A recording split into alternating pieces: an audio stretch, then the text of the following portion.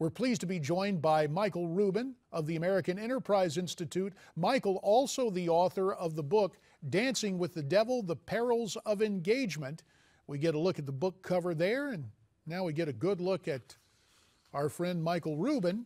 And Michael, we ask you to take a look at American foreign policy. Would you agree with Waleed Phares that currently, when it comes to dealing with terrorism, we're on the track to appeasement instead of engagement? I would agree. Just look at it this way. When the biggest victory we have is that the White House calls an attack terrorism rather than workplace violence, then we don't have too much to pat ourselves on the back over. Well, even when the administration uses the term terror, curiously absent from its collective lexicon is any mention of Islamic extremists. So by that, with the failure to actively describe or accurately describe the perpetrators of terror, in that sense, is this administration AWOL in the fight against terrorism? Absolutely. And this administration wants to think that terrorism is motivated by grievance. Therefore, with diplomats, you can sit down, you can give incentives or aid, and terrorism will go away. And that's like believing in unicorns. The fact of the matter is terrorism is motivated, at least Islamist terrorism is motivated by ideology. There's no appeasing it away. And until we recognize we're engaged in a battle of ideology, we're lost. It's almost as if the terrorists are playing checkers and Obama is playing solitaire back at the White House. That's not the way to win.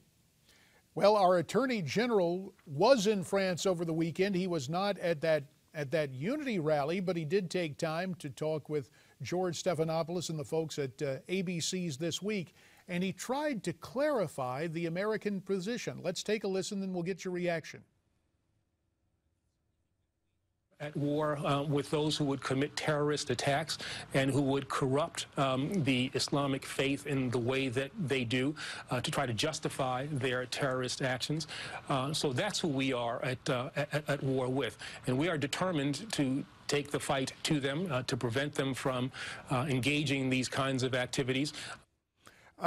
Could that be considered, Michael, a red letter moment, if you will, where General Holder actually mentions the term Islamic in his answer? You know, it looked like he was trying to perform intellectual somersaults to avoid mentioning the I word, but this is the irony.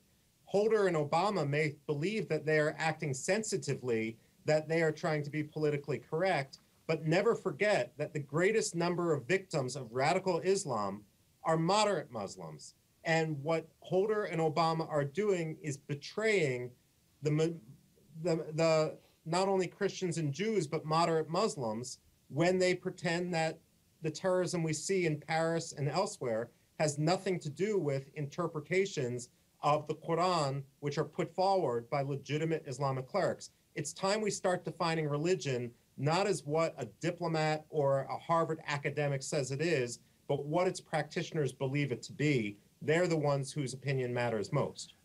Michael, a minute remains in this segment. If you were advising the administration, if there's one thing that this administration could do today, what would you recommend? You know, I think what Charlie Hebdo did was on the track. What you have to do is engage in satire, engage in ridicule, engage in the battle of ideas, engage in the battle of theology. Stop apologizing, put moderate clerics up top, but not only moderate clerics. Why should imams represent American Muslims? Why not have people like Zuhdi Jasser, who is a deeply conservative believing Muslim who doesn't apologize for terrorism, or Zainab al-Suwaid? We've got to stop apologizing. Fair enough. Michael Rubin, we're going to ask you to stay through the break, and when we return, we'll discuss the initiative we heard about from Congressman Walter Jones, the call for declassifying 28 pages of the 9/11 report. More with Michael Rubin as we continue here on America's Forum. Stay with us. Let's welcome back to our conversation Michael Rubin of the American Enterprise Institute. Michael, some strong words there regarding the Saudis from the former Florida senator. Do you agree with his assessment? I absolutely agree with his assessment. The senator is right. We have nothing to gain from sweeping the Saudi involvement under the rug. and there can be no possible reason in sources and methods, the usual reasons for classifying intelligence, why those documents must remain secret. Why do you believe those 28 pages were classified, Michael? I think it's out of diplomatic considerations so as not to embarrass the Saudis. The Saudis have had tremendous influence in a variety of White Houses, both Democrat and Republican, and they lobbied hard to keep those documents a secret, but I don't think we should be listening to them.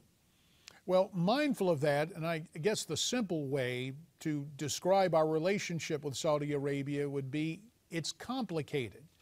For years, the House of Saud has tried to set itself up as an American ally, yet a lot of petrodollars going to Islamic jihadists, in essence. So what is the future of the United States relationship with Saudi Arabia? Well, first of all, make no mistake, we would not have the radical Islamist problems we have across the globe, from Nigeria to Indonesia and every place in between, if it were not for the Kingdom of Saudi Arabia and decades of subsidizing the most radical, intolerant clerics. That's point number one. We ultimately have to recognize that the Saudis may not like it, but the truth will set us free. Our relationship has to move on. And when you say that relationship moves on, you're not suggesting cutting off diplomatic relations with Saudi Arabia, are you? How do we change the relationship? No, absolutely we shouldn't be cutting off diplomatic relations with the Saudis.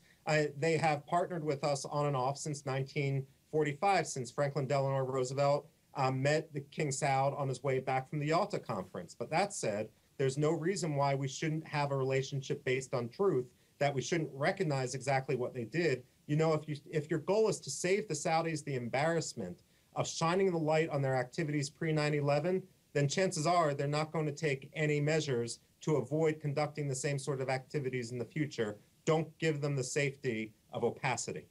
So, with that in mind, if you could make one suggestion to the current administration regarding the relationship with Saudi Arabia, what would it be?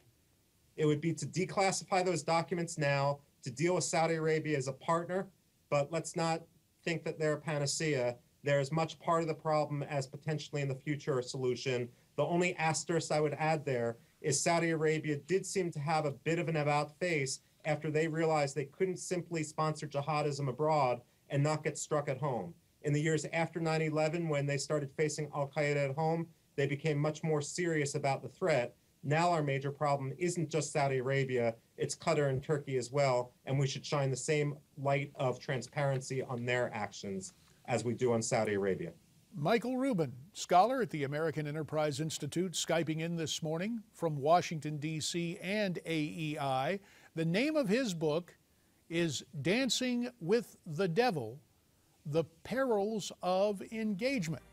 And to Michael Rubin, we always thank him for his insights and his time and his assessment of what's going on in terms of the ongoing war against Islamofascism and the relationships we have with some of our allies, principally the case of Saudi Arabia. Again, Michael, thanks very much. Now, when we come back, we're going to take a break from the serious stuff, a little reprieve with Comedy Corner. That follows this break on America's Forum.